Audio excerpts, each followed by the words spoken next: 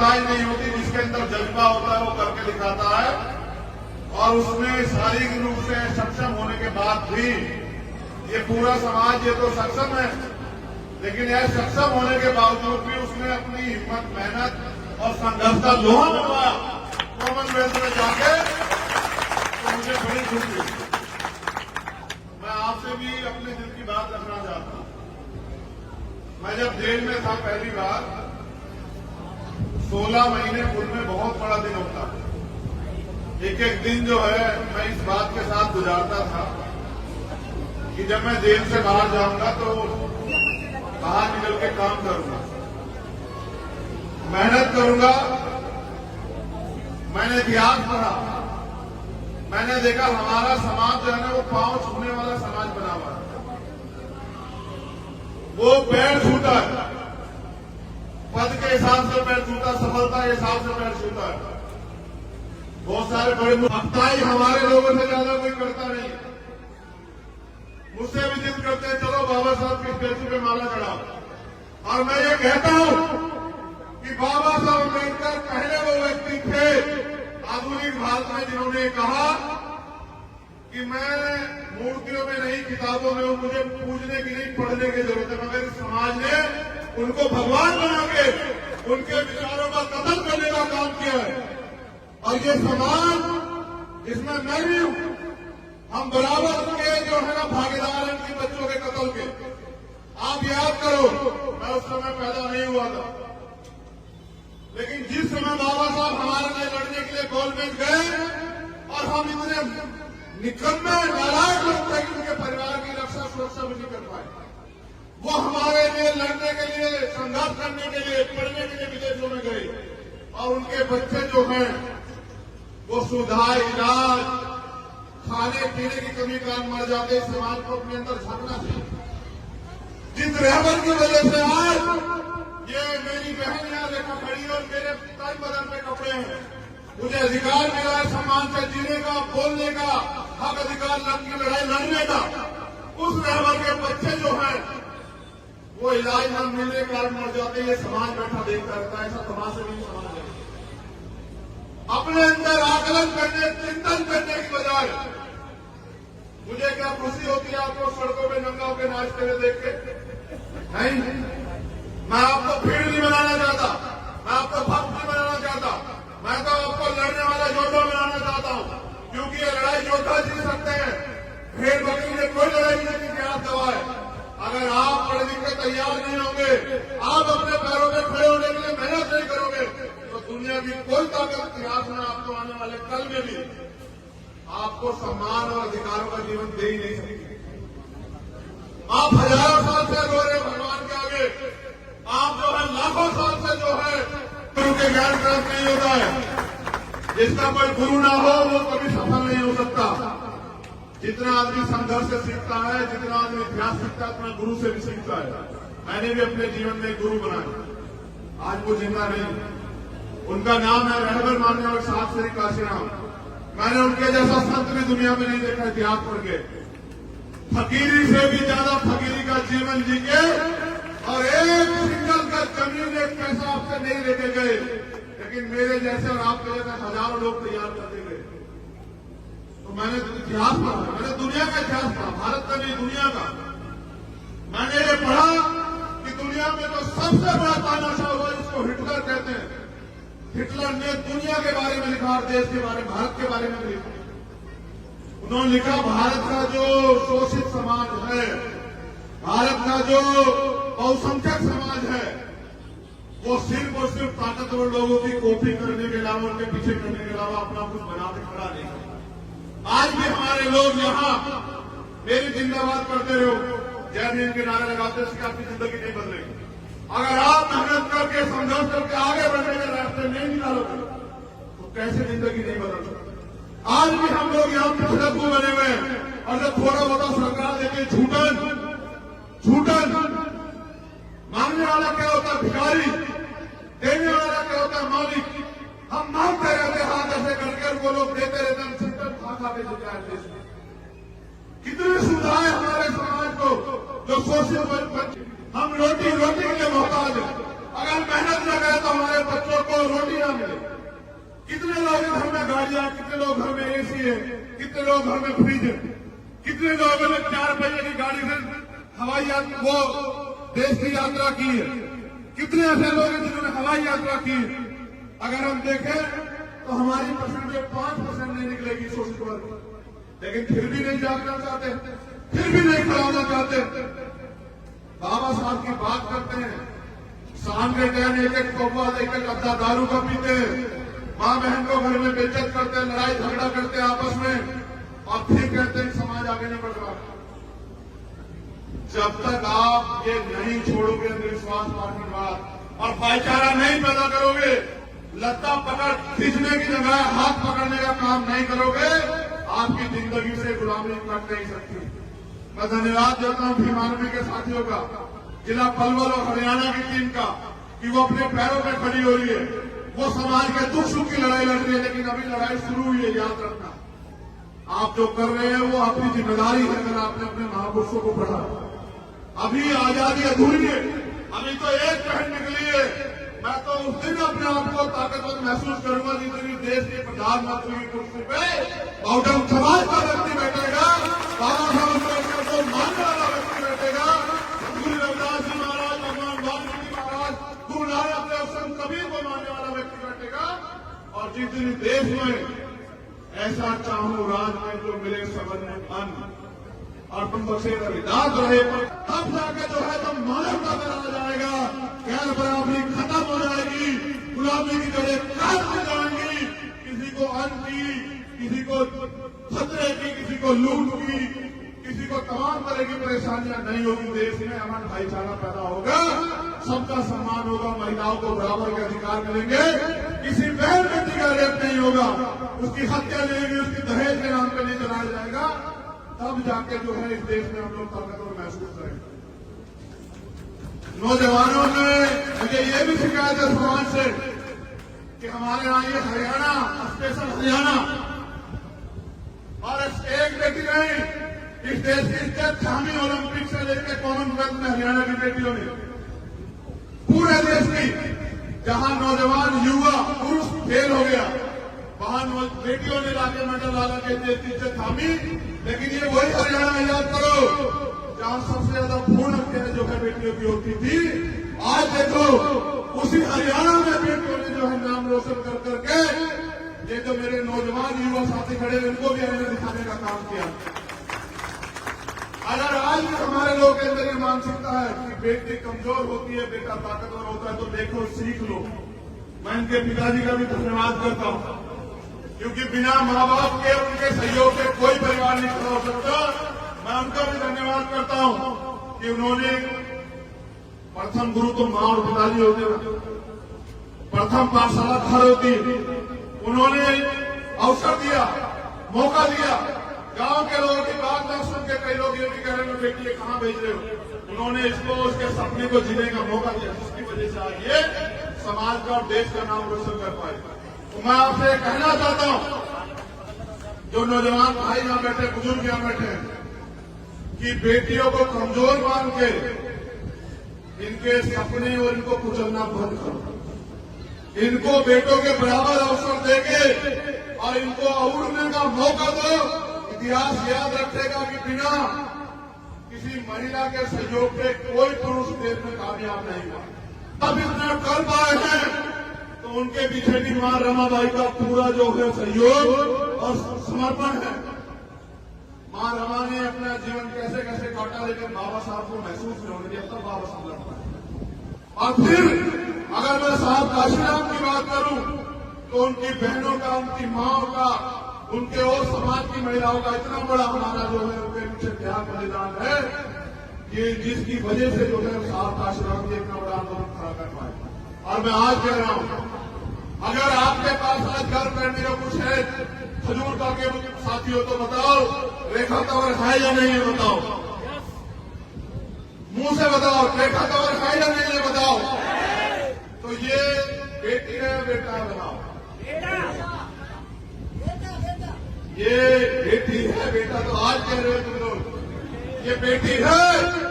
और ये वो उन बेटियों में से एक बेटी है जो रात को 10 बजे के बाद भेड़ियों के बीच में बाहर नहीं निकल सकती। ये देश की स्थिति है। रात को 12 बजे कोई बेटे मेरे लिए घूम सकती है, ये देश की स्थिति है, जबकि सबके घर में बेटियां है।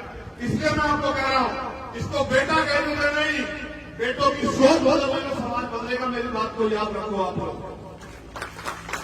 अगर हम अपनी सोच नहीं बदल पाए और बेटियों के सपनों को कुचलते रहे तो इस देश में एक दिन ऐसा आएगा कि आपको अपना जीवन जीना भी जो है ना दुर्भर हो जाएगा। तो मैं दोबारा से धन्यवाद करता हूं और ये उम्मीद करता हूं, आप लोग भी उम्मीद करते हो नहीं करते हो बताओ? पहले उम्मीद तो जान लो क्या है। मैं ये उम्मीद करता हूं कि ओलंपिक में रेखा तंवर गोल्ड मेडल लाएगी। आप लोग करते नहीं करते हो बताओ? जितने लोग करते हैं बहन और भाई बुजुर्ग हाथ खड़े करके बताओ। आप देखते बेटा कितने लोग की जिम्मेदारी। ये तो आज तक थी। यहां से बाहर जब मैं ट्वीट करूंगा ना पूरे घर से तेरी फोटो लगा के, तब तू देखना कि पूरे देश और दुनिया में रहने वाले कितने लोग जो उम्मीद करेंगे अब तेरे ऊपर है। हम सब इसलिए बांधी तुझे पकड़ी आज, इसलिए नहीं बांधी जो तू कराई, जो तुझे करना है ये सरदारी इसलिए सौंपी तुझे कि इनकी आंखों में जो है ना हजारों साल के अपमान के बाद बाबा साहब अम्बेडकर ने इनको अवसर दिया खड़े होने का। और ये छोटे छोटे सम्मान के लिए प्रश्न रहते लड़ते रहता है। किन बातों पर मैं आया था, भैया से मेरा स्वागत नहीं करने दिया आप लोगों ने।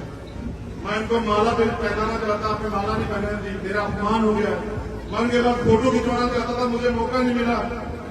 मैं उनके पीछे खड़े होना चाहता था, मुझे मौका नहीं मिला। इसको अपमान सम्मान समझते मेरी गुड़िया, ये जो तू कर गया इसको सम्मान नहीं मानते, लेकिन मैं इसको सम्मान मानता हूं। और जिस दिन ये भी इसको सम्मान मानने लगे मैं लिख के देता हूं, एक रेखा तंवर नहीं पलवर से हजारों रेखा तंवर तैयार हो जाएंगे और देश से लाखों रेखा तंवर तैयार हो जाएंगे। और याद रखना, इतिहास सफल लोगों का लिखा जाता, किसी असफल व्यक्ति का इतिहास देश में नहीं लिखा। किसी जिनका लिखा वो सफल है।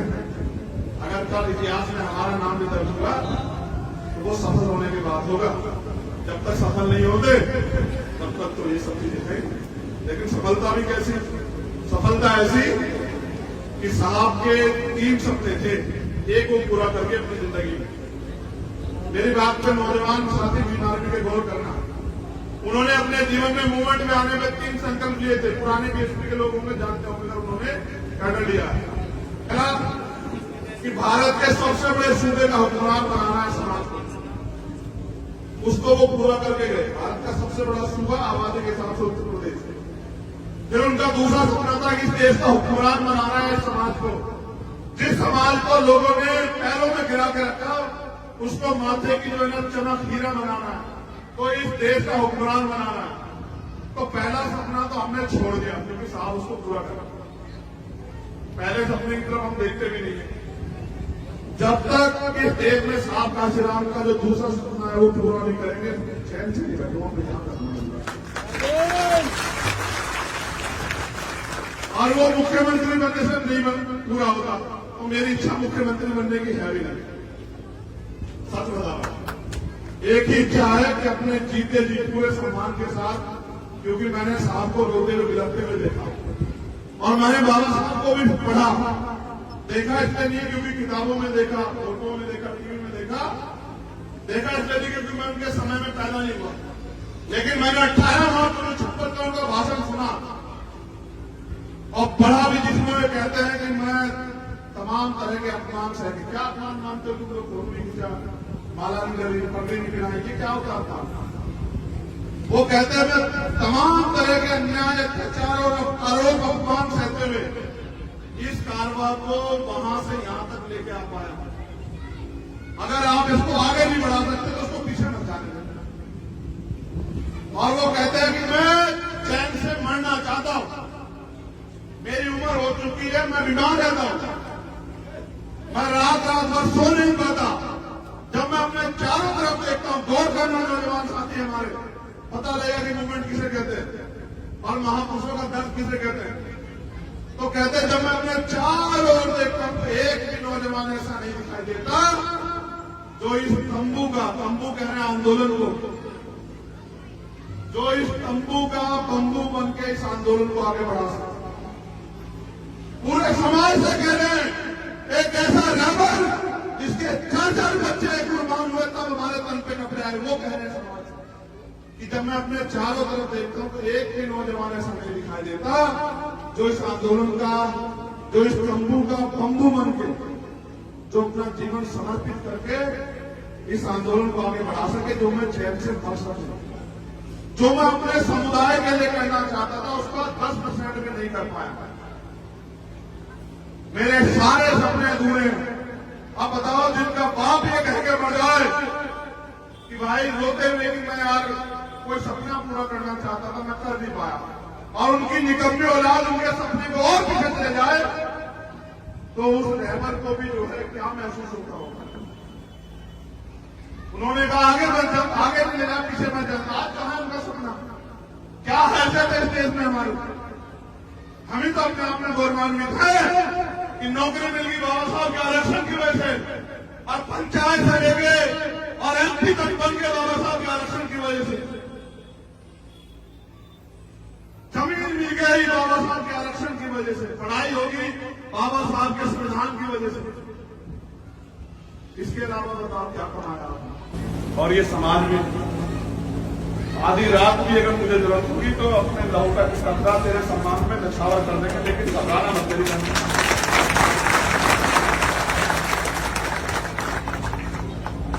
पाला खींच के पार उतार, ठीक है?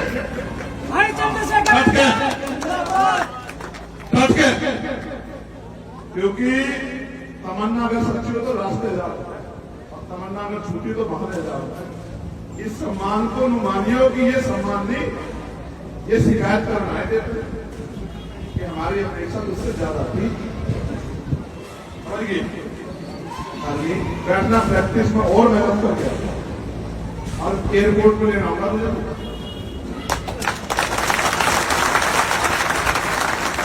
हमेशा से माफ जाएगी तुम्हारे, लेकिन वहीं से एयरपोर्ट से उस दिन खजूर का लाने का मौका देगी, असली घर उसके जाना, ठीक है?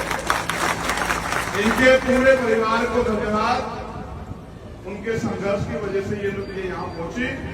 खजूरका के सभी सम्मानित इन लोगों ने भी इसकी मदद की, सभी समाज के लोगों का बहुत बहुत धन्यवाद। और भीम आर्मियों के साथियों निवेदन कि ऐसे ही और बहनों को प्रोत्साहित करो, ऐसे ही और भाइयों को प्रोत्साहित करो कि वो आगे निकल के आए। हमें कोई निकलने का रास्ता की मोहताज नहीं होती, जिसके अंदर जज्बा होता है वो करके दिखाता है, और उसमें शारीरिक रूप से सक्षम होने के बाद भी ये पूरा समाज ये तो सक्षम है, लेकिन यह सक्षम होने के बावजूद भी उसने अपनी हिम्मत, मेहनत और संघर्ष का लोहा मनवाया कॉमनवेल्थ में जाके, तो मुझे बड़ी खुशी हुई। मैं आपसे भी अपने दिल की बात रखना चाहता हूं। मैं जब जेल में था पहली बार, 16 महीने पूर्व में बहुत बड़ा दिन होता है। एक एक दिन जो है मैं इस बात के साथ गुजारता था कि जब मैं जेल से बाहर जाऊंगा तो बाहर निकल के काम करूंगा, मेहनत करूंगा। मैंने इतिहास पढ़ा, मैंने देखा हमारा समाज जो है ना वो पांव छूने वाला समाज बना हुआ है। वो पैर छूता है, पद के हिसाब से पैर छूता, सफलता के हिसाब से पैर छूता है। बहुत सारे बड़े अफताई हमारे लोगों से ज्यादा कोई करता नहीं। मुझसे भी जिद करते हैं चलो बाबा साहब की स्टेचू पे माला चढ़ाओ। और मैं ये कहता हूं कि बाबा साहब अम्बेडकर पहले वो व्यक्ति थे आधुनिक भारत में जिन्होंने कहा कि मैं मूर्तियों में नहीं, किताबों में हूं, मुझे पूजने की नहीं, पढ़ने की जरूरत है। मगर इस समाज ने उनको भगवान बना के उनके विचारों का कत्ल करने का काम किया है। और ये समाज, इसमें मैं भी हूं, हम बराबर के जो है ना भागीदार हैं इनके बच्चों के कत्ल के। आप याद करो, मैं उस समय पैदा नहीं हुआ था, लेकिन जिस समय बाबा साहब हमारे लिए लड़ने के लिए गोलमेज गए और हम इतने निकम्मे नालायक लोग थे कि उनके परिवार की रक्षा सुरक्षा भी नहीं कर पाए, वो हमारे लिए लड़ने के लिए, संघर्ष करने के लिए, पढ़ने के लिए विदेशों में गए। और उनके बच्चे जो हैं वो सुविधा, इलाज, खाने पीने की कमी कारण मर जाते। समाज को अपने अंदर झांकना चाहिए। जिस रहबर की वजह से आज ये मेरी बहन यहाँ देखा खड़ी है और मेरे तन बदन पे कपड़े हैं, मुझे अधिकार मिला है सम्मान से जीने का, बोलने का, हक अधिकार की लड़ाई लड़ने का। उस रहबर के बच्चे जो हैं वो इलाज न मिलने के कारण मर जाते हैं। ये समाज बैठा देखता रहता है, ऐसा तमाशा नहीं समाज है। अपने अंदर आकलन करने, चिंतन करने की बजाय मुझे क्या खुशी होती है आपको सड़कों में नंगा होकर नाचते हुए देख के? नहीं, मैं आपको भीड़ नहीं बनाना चाहता, मैं आपको भक्त नहीं बनाना चाहता, मैं तो आपको लड़ने वाला योद्धा बनाना चाहता हूं। क्योंकि ये लड़ाई योद्धा जीत सकते हैं, भेड़ बकरी ने कोई लड़ाई नहीं इतिहास गवाह है। अगर आप पढ़ लिख के तैयार नहीं होंगे, आप अपने पैरों में खड़े होने के लिए मेहनत नहीं करोगे, तो दुनिया की कोई ताकत इतिहास में आपको आने वाले कल में भी आपको सम्मान और अधिकारों का जीवन दे ही नहीं सकती। आप हजारों साल से रो रहे भगवान के आगे, आप जो है लाखों साल से जो है गुरु के ज्ञान प्राप्त नहीं होता है। जिसका कोई गुरु ना हो वो कभी सफल नहीं हो सकता। जितना आदमी संघर्ष से सीखता है, जितना आदमी इतिहास सीखता है, उतना गुरु से भी सीखता है। मैंने भी अपने जीवन में गुरु बनाया, आज वो जिंदा नहीं। उनका नाम है रहबर मानने और साथ श्री काशीराम। मैंने उनके जैसा संत भी दुनिया में नहीं देखा इतिहास पढ़ के। फकीरी से भी ज्यादा फकीरी का जीवन जी के और एक सिंगल का जमीन एक पैसा आपसे नहीं लेके गए, लेकिन मेरे जैसे और आपके जैसे हजारों लोग तैयार करके गए। तो मैंने इतिहास पढ़ा, मैंने दुनिया का इतिहास पढ़ा, भारत का नहीं दुनिया का। मैंने ये पढ़ा कि दुनिया में तो सबसे बड़ा तानाशाह हुआ जिसको हिटलर कहते हैं। हिटलर ने दुनिया के बारे में लिखा और देश के बारे में, भारत के बारे में लिखा। उन्होंने लिखा भारत का जो शोषित समाज है, भारत का जो बहुसंख्यक समाज है, वो सिर्फ और सिर्फ ताकतवर लोगों की कॉपी करने के अलावा, उनके पीछे करने के अलावा अपना कुछ बना के खड़ा नहीं है। आज भी हमारे लोग यहाँ मेरी जिंदाबाद करते रहो, जय भीम के नारे लगाते, इससे आपकी जिंदगी नहीं बदलेगी। अगर आप मेहनत करके संघर्ष करके आगे बढ़ने के रास्ते नहीं निकालोगे तो कैसे जिंदगी नहीं बदल सकती। आज भी हम लोग यहाँ पिछड़ू बने हुए हैं और जब थोड़ा बहुत सरकार देती झूठन मांगने वाला क्या होता है भिखारी, देने वाला क्या होता है मालिक। हम मांगते रहते हाथ ऐसे करके उनको लोग देते रहते, हम छुट्टन खा के देते हैं। कितनी सुविधाएं हमारे समाज को जो शोषित, हम रोटी के लिए मोहताज है। अगर मेहनत न करें तो हमारे बच्चों को रोटी न मिले। कितने लोग घर में गाड़ियां, कितने लोग घर में एसी है, कितने लोग घर में फ्रिज है, कितने लोगों ने 4 पहिए की गाड़ी से हवाई यात्रा, वो देश की यात्रा की है। कितने ऐसे लोग हैं जिन्होंने हवाई यात्रा की है।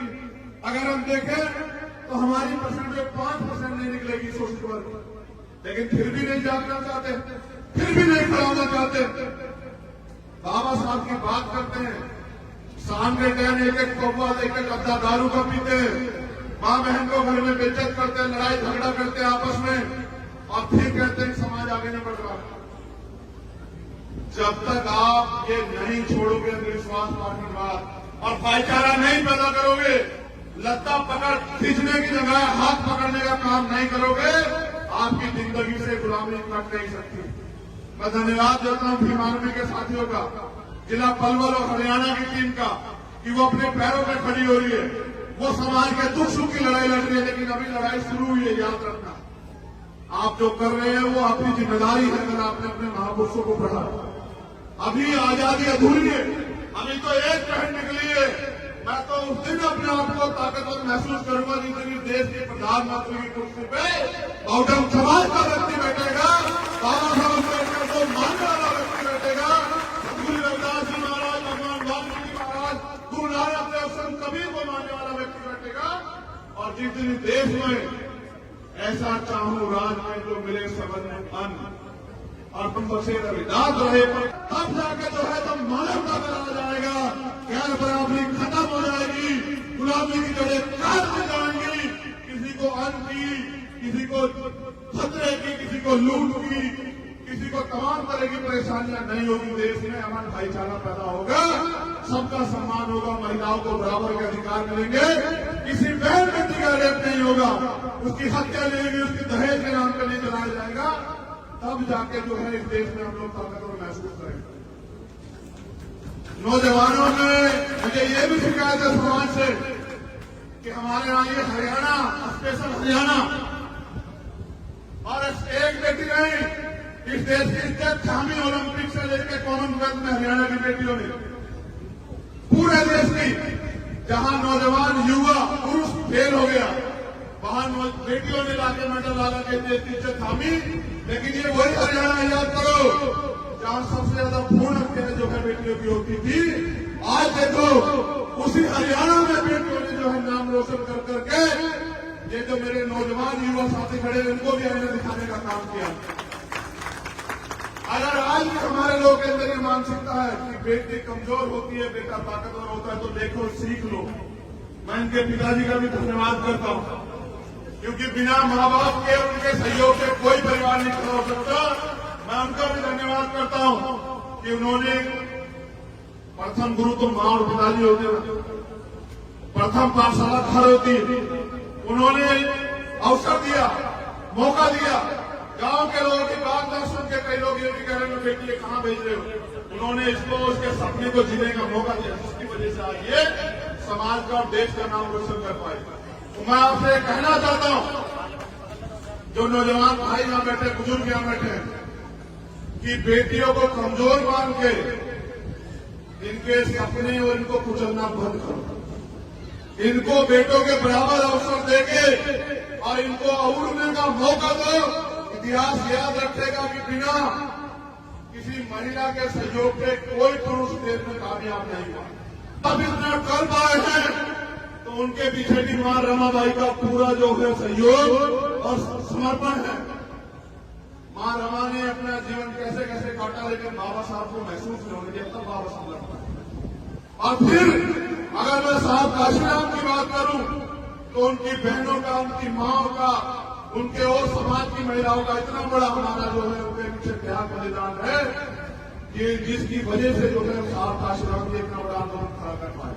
और मैं आज कह रहा हूं, अगर आपके पास आज घर करने का कुछ है, खजूर का के साथी हो तो बताओ, रेखा तंवर है या नहीं है बताओ, मुंह से बताओ, रेखा तंवर है या नहीं है बताओ।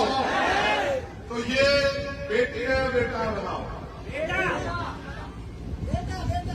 ये बेटी है बेटा, तो आज कह रहे हो तुम लोग ये बेटी है। और ये वो उन बेटियों में से एक बेटी है जो रात को 10 बजे के बाद भेड़ियों के बीच में बाहर नहीं निकल सकती। ये देश की स्थिति है, रात को 12 बजे कोई बेटे मेरे लिए घूम सकती है, देश की स्थिति है, जबकि सबके घर में बेटियां है। इसलिए मैं आपको कह रहा हूं, इसको बेटा कहने में नहीं, बेटों की सोच बदलेगा, समाज बदलेगा। मेरी बात को याद रखो आप लोग। अगर हम अपनी सोच नहीं बदल पाए और बेटियों के सपनों को कुचलते रहे तो इस देश में एक दिन ऐसा आएगा कि आपको अपना जीवन जीना भी जो है दुर्भर हो जाएगा। तो मैं दोबारा से धन्यवाद करता हूं और ये उम्मीद करता हूं, आप लोग भी उम्मीद करते हो नहीं करते हो बताओ। पहले उम्मीद तो जान लो क्या है। मैं ये उम्मीद करता हूं कि ओलंपिक में रेखा तंवर गोल्ड मेडल लाएगी। आप लोग करते नहीं करते हो बताओ। जितने लोग करते हैं बहन और भाई बुजुर्ग हाथ खड़े करके बताओ। अब देखिए बेटा कितने लोगों की जिम्मेदारी। ये तो आज तक थी। यहां से बाहर जब मैं ट्वीट करूंगा ना पूरे गर्व से तेरी फोटो लगा के, तब तू देखना कि पूरे देश और दुनिया में रहने वाले कितने लोग जो है उम्मीद करेंगे अब तेरे ऊपर है, हम सबके ऊपर। इसलिए बांधी तुझे पकड़ी आज, इसलिए नहीं बांधी जो तू कराई, जो तुझे करना है ये सरदारी इसलिए सौंपी तुझे कि इनकी आंखों में जो है ना हजारों साल के अपमान के बाद बाबा साहब अम्बेडकर ने इनको अवसर दिया खड़े होने का। और ये छोटे छोटे सम्मान के लिए प्रश्न रहते लड़ते पता है किन बातों में। मैं आया था भैया से, मेरा स्वागत नहीं करने दिया आप लोगों ने। मैं इनको माला भी पहनाना चाहता, आपने माला नहीं पहनाने दी, मेरा अपमान हो गया। मैं उनके बाद फोटो खिंचवाना चाहता था, मुझे मौका नहीं मिला। मैं उनके पीछे खड़ा होना चाहता था, मुझे मौका नहीं मिला। इसको अपमान सम्मान समझते मेरी गुड़िया, ये जो तू कर गया इसको सम्मान नहीं मानते, लेकिन मैं इसको सम्मान मानता हूं। और जिस दिन ये भी इसको सम्मान मानने लगे मैं लिख के देता हूं, एक रेखा तंवर नहीं पलवल से हजारों रेखा तंवर तैयार हो जाएंगे और देश से लाखों रेखा तंवर तैयार हो जाएंगे। और याद रखना, इतिहास सफल लोगों का लिखा जाता, किसी ऐसे सफल व्यक्ति का इतिहास देश में नहीं लिखा किसी ने। जिनका लिखा वो सफल है। अगर कल इतिहास में हमारा नाम भी दर्ज हुआ तो वो सफल होने की बात होगा। जब तक सफल नहीं होते तब तक तो ये सब चीजें हैं। लेकिन सफलता भी कैसी? सफलता ऐसी कि साहब के 3 सपने थे, एक वो पूरा करके अपनी जिंदगी में। मेरी बात पे नौजवान साथी बीमारी के गौर करना। उन्होंने अपने जीवन में मूवमेंट में आने में 3 संकल्प लिए थे। पुराने बीएसपी के लोग होंगे, जानते होंगे, उन्होंने कर लिया कि भारत के सबसे बड़े सूबे का हुक्मरान बनाना है समाज को। उसको वो पूरा करके गए। भारत का सबसे बड़ा सूबा आबादी के हिसाब से उत्तर प्रदेश। फिर उनका दूसरा सपना था कि इस देश का हुक्मरान बनाना है समाज को। जिस समाज को लोगों ने पैरों में गिरा के रखा उसको माथे की जो है ना चमक हीरा बनाना है, तो इस देश का हुक्मरान बनाना है। तो पहला सपना तो हमने छोड़ दिया क्योंकि साहब उसको पूरा करा। पहले सपने की तरफ हम देखते भी नहीं है। जब तक इस देश में साहब काशीराम का जो दूसरा सपना है वो पूरा नहीं करेंगे, चैन से नहीं बैठो अपने ध्यान रखना। और वो मुख्यमंत्री बनने से नहीं पूरा होता, तो मेरी इच्छा मुख्यमंत्री बनने की है भी नहीं। सच बता, एक ही इच्छा है कि अपने जीते जी पूरे सम्मान के साथ, क्योंकि मैंने साहब को रोते हुए बिलखते हुए देखा और मैंने बाबा साहब को भी पढ़ा देखा। इसलिए नहीं क्योंकि किताबों में देखा, फोटो में देखा, टीवी में देखा इसलिए नहीं क्योंकि मैं उनके समय में पैदा नहीं हुआ। लेकिन मैंने 18 मार्च 1956 का उनका भाषण सुना और पढ़ा भी, जिसमें वे कहते हैं कि मैं तमाम तरह के अपमान सह के। क्या अपमान मानते हो तुम लोग? फोटो नहीं खींचा, माला नहीं जली, पगड़ी नहीं गिराई, ये क्या होता था? वो कहते हैं तमाम तरह के अन्याय, अत्याचार और आरोप अपमान सहते हुए इस कारवां को वहां से यहां तक लेके आ पाया। अगर आप इसको आगे नहीं बढ़ा सकते तो उसको पीछे मत जाने दें। और वो कहते हैं कि मैं चैन से मरना चाहता हूं, मेरी उम्र हो चुकी है, मैं बीमार रहता हूं, मैं रात भर सो नहीं पाता। जब मैं अपने चारों तरफ देखता हूं, गौर करना नौजवान साथी हमारे, पता लगेगा कि मूवमेंट किसे कहते हैं और महापुरुषों का दर्द किसे कहते हैं। तो कहते हैं जब मैं अपने चारों ओर देखता हूं तो एक भी नौजवान ऐसा नहीं दिखाई देता जो इस तंबू कह रहे हैं आंदोलन को, जो इस तंबू का बंबू बन के इस आंदोलन को आगे बढ़ा सकता।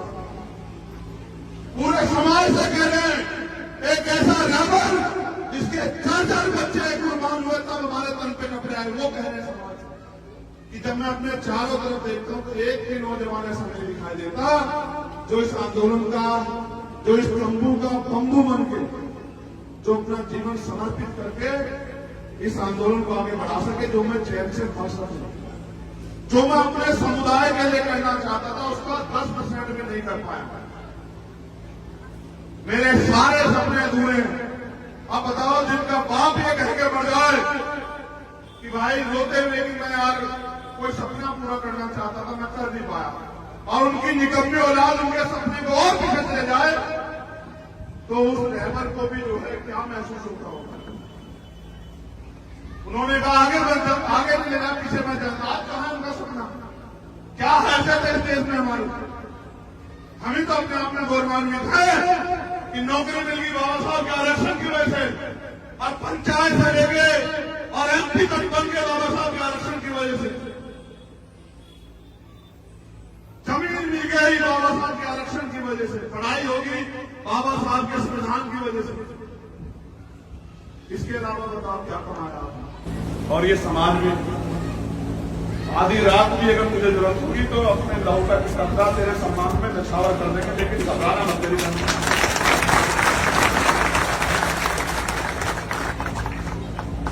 पाला खींच के पार उतार, ठीक है?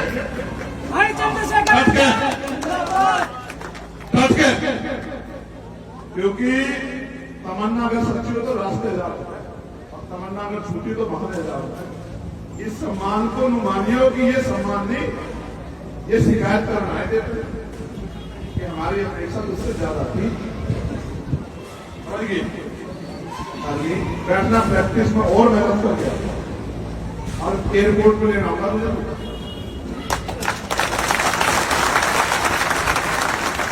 हमेशा से माफ जाएगी तुम्हारे, लेकिन वहीं से एयरपोर्ट से उस दिन खजूर का लाने का मौका देगी, असली घर उस दिन। ठीक है, इनके पूरे परिवार को धन्यवाद।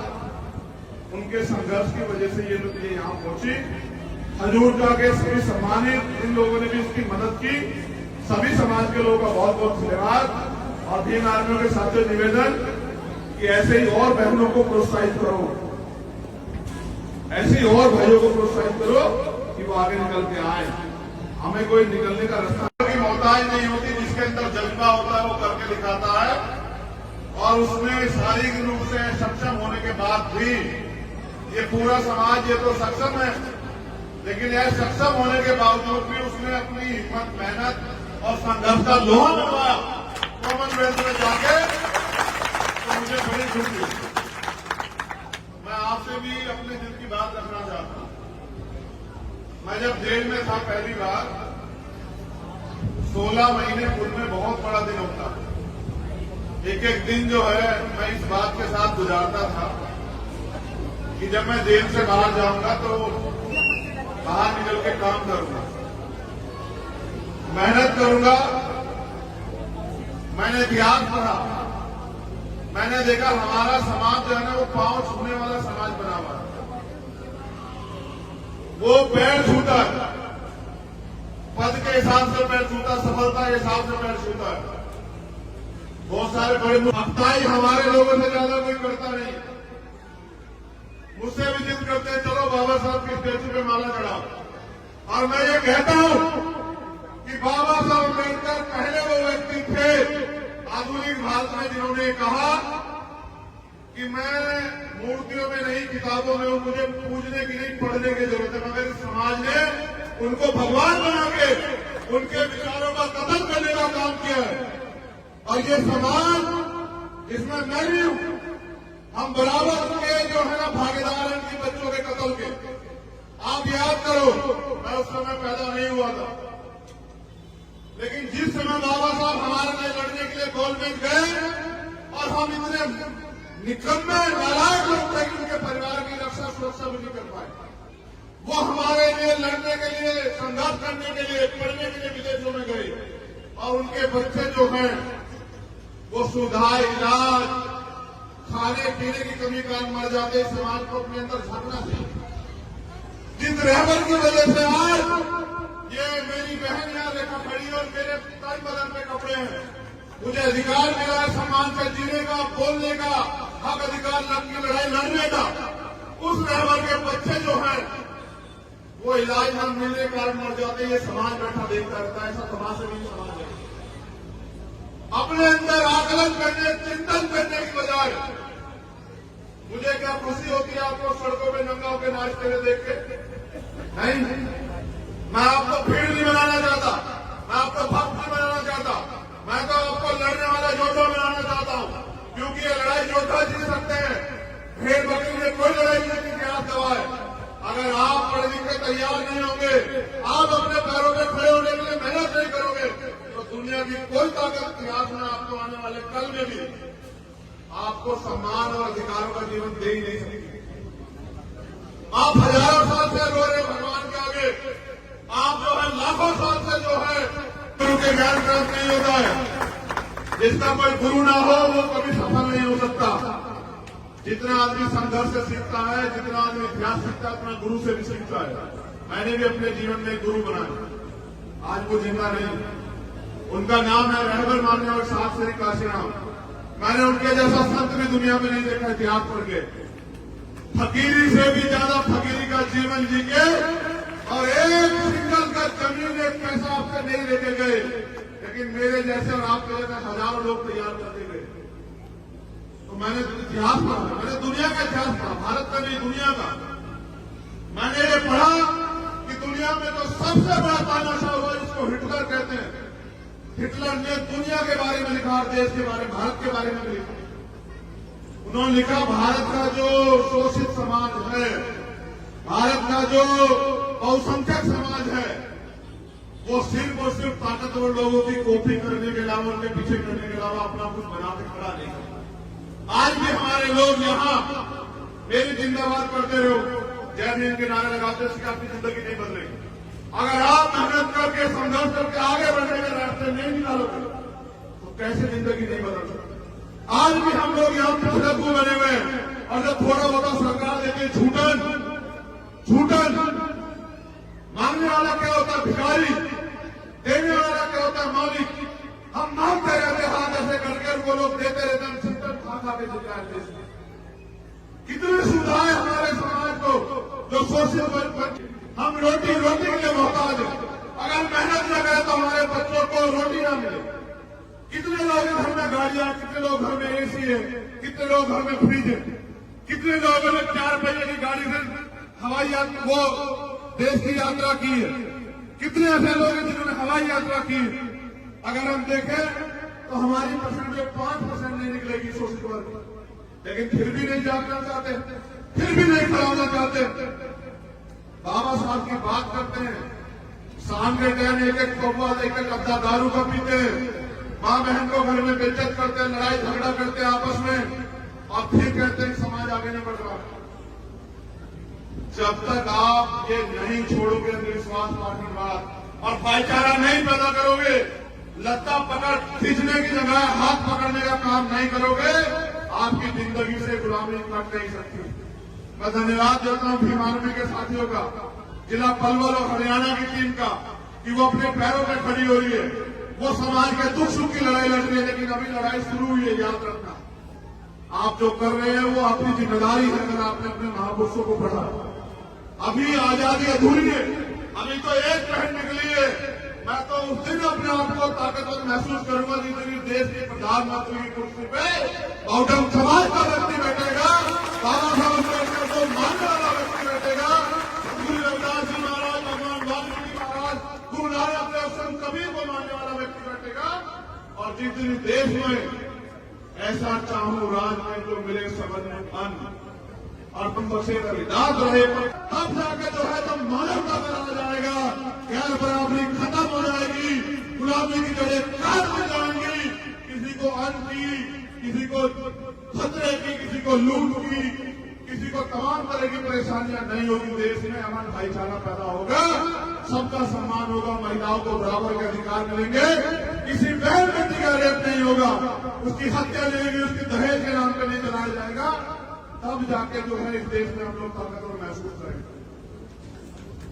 नौजवानों ने मुझे ये भी शिकायत है समाज से कि हमारे यहाँ ये हरियाणा, स्पेशल हरियाणा, और एक बेटी नहीं, इस देश की इज्जत छामी ओलंपिक से लेकर कॉमनवेल्थ में हरियाणा की बेटियों ने, पूरे देश की, जहां नौजवान युवा पुरुष फेल हो गया, वहां बेटियों ने लाके मेडल लाला के देश की इज्जत थामी।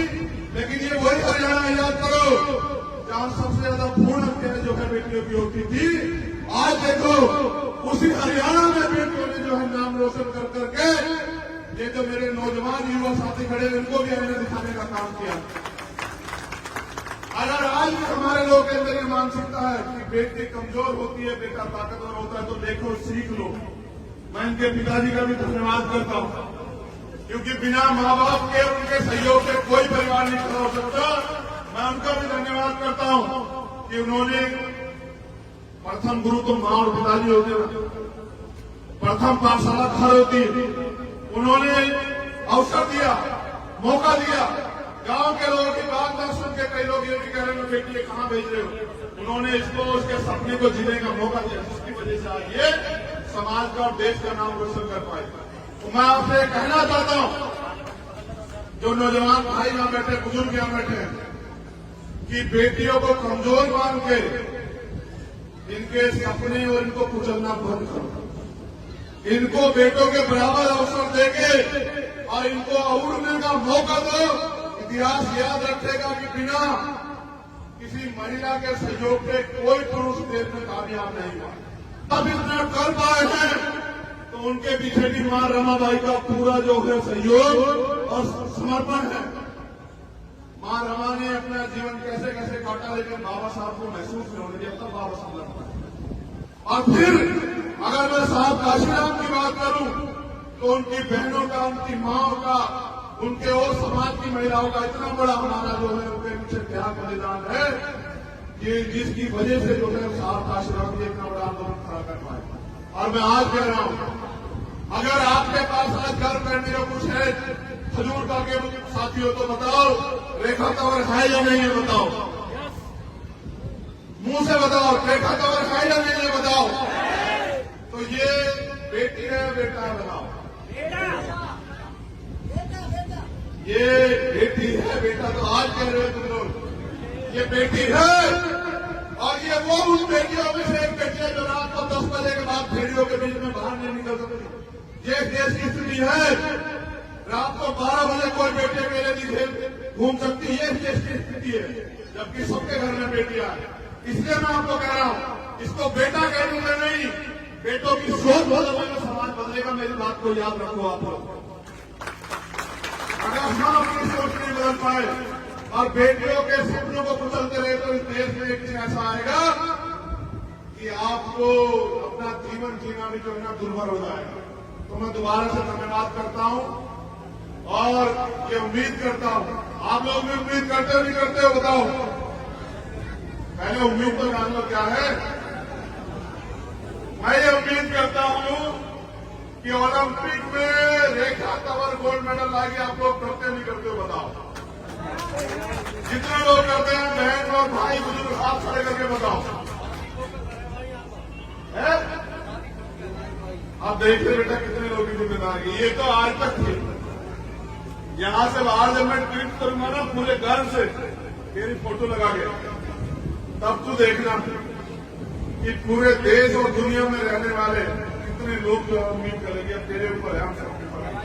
इसलिए बांधी तुझे पकड़ी आज, इसलिए नहीं बांधी जो तू कराई, जो तुझे करना है ये सरदारी इसलिए सौंपी तुझे कि इनकी आंखों में जो है ना हजारों साल के अपमान के बाद बाबा साहब अम्बेडकर ने इनको अवसर दिया खड़े होने का। और ये छोटे छोटे सम्मान के लिए प्रश्न रहते लड़ते पता है किन बातों में। मैं आया था भैया से, मेरा स्वागत नहीं करने दिया आप लोगों ने। मैं इनको माला पे पहनाना चाहता, आपने माला नहीं पहनाने दी, मेरा अपमान हो गया। मैं उनके बाद फोटो खिंचवाना चाहता था, मुझे मौका नहीं मिला। मैं उनके पीछे खड़े होना चाहता था, मुझे मौका नहीं मिला। इसको अपमान सम्मान समझते मेरी गुड़िया, ये जो तू कर गया इसको सम्मान नहीं मानते, लेकिन मैं इसको सम्मान मानता हूं। और जिस दिन ये भी इसको सम्मान मानने लगे मैं लिख के देता हूं, एक रेखा तंवर नहीं पलवर से हजारों रेखा तंवर तैयार हो जाएंगे और देश से लाखों रेखा तंवर तैयार हो जाएंगे। और याद रखना, इतिहास सफल लोगों का लिखा जाता, किसी ऐसे सफल व्यक्ति का इतिहास देश में नहीं लिखा किसी, जिनका लिखा वो सफल है। अगर कल इतिहास में हमारा नाम भी दर्ज होगा तो वो सफल होने के बाद होगा। जब तक सफल नहीं होते तब तक तो ये सब चीजें हैं। लेकिन सफलता भी कैसी, सफलता ऐसी कि साहब के 3 सपने थे, एक वो पूरा करके अपनी जिंदगी में। मेरी बात पे नौजवान साथी बीमारी के गौर करना।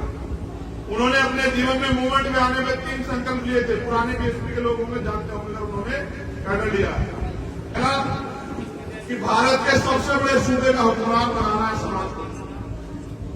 उसको वो पूरा करके गए। भारत का सबसे बड़ा सूबा आबादी के हिसाब से उत्तर प्रदेश है। फिर उनका दूसरा सपना था कि इस देश का हुक्मरान बनाना है समाज को। जिस समाज को लोगों ने पैरों में गिरा के रखा उसको माथे की जो है ना चमक हीरा बनाना है, तो इस देश का हुक्मरान बनाना है। तो पहला सपना तो हमने छोड़ दिया क्योंकि साहब उसको पूरा करा। पहले सपने की तरफ हम देखते भी नहीं है।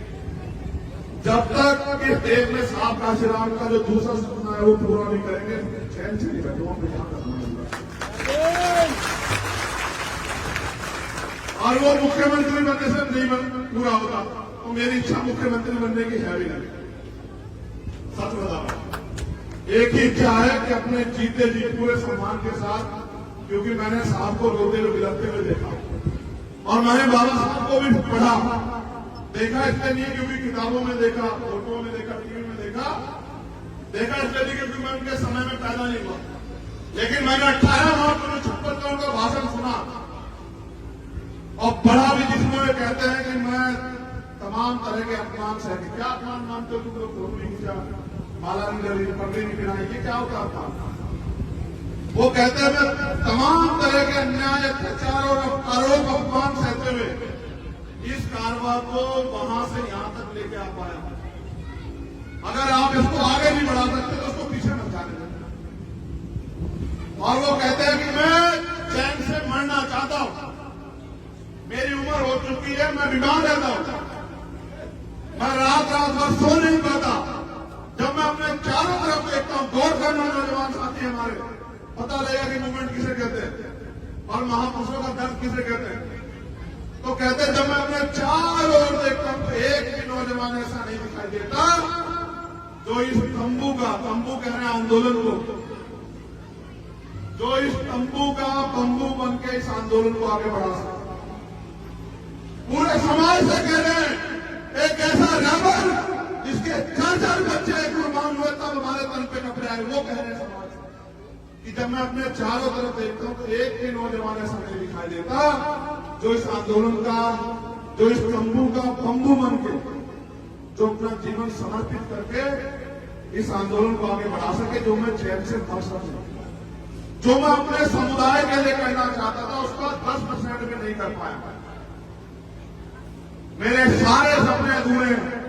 अब बताओ जिनका बाप ये कह के मर जाए कि भाई रोते हुए कि मैं यार कोई सपना पूरा करना चाहता था, मैं कर नहीं पाया, और उनकी निकम्मी औलाद उनके सपने को और पीछे चले जाए, तो उस रहबर को भी जो है क्या महसूस होता होगा। उन्होंने कहा आगे चलेगा, पीछे मैं जाता। आज कहां उनका सपना, क्या हैसियत है इस देश में हमारी। हम ही तो अपने आप में गौरवान्वित है कि नौकरी मिल गई बाबा साहब के आरक्षण की वजह से, और पंचायत से लेके और एमपी तक बन के बाबा साहब के आरक्षण की वजह से, जमीन मिल गई बाबा साहब के आरक्षण की वजह से, पढ़ाई होगी बाबा साहब के संविधान की वजह से।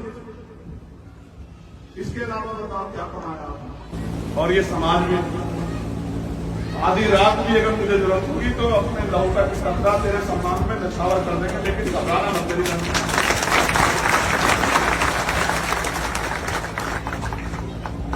पाला खींच के पार उतार, ठीक है भाई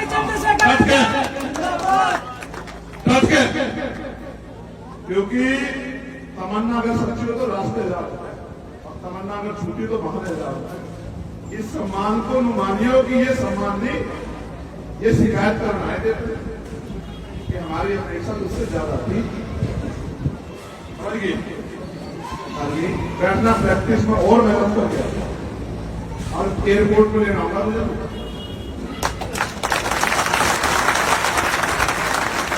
हमेशा से माफी जाएगी तुम्हारे, लेकिन वहीं से एयरपोर्ट से उस दिन खजूर का लाने का मौका देगी, असली घर उस दिन। ठीक है, इनके पूरे परिवार को धन्यवाद। उनके संघर्ष की वजह से ये लोग यहाँ पहुंची। हजूर का के सभी सम्मानित इन लोगों ने भी इसकी मदद की। सभी समाज के लोगों का बहुत बहुत धन्यवाद। और भीम आर्मियों के साथियों निवेदन कि ऐसे ही और बहनों को प्रोत्साहित करो, ऐसे ही और भाइयों को प्रोत्साहित करो कि वो आगे निकल के आए। हमें कोई निकलने का रास्ता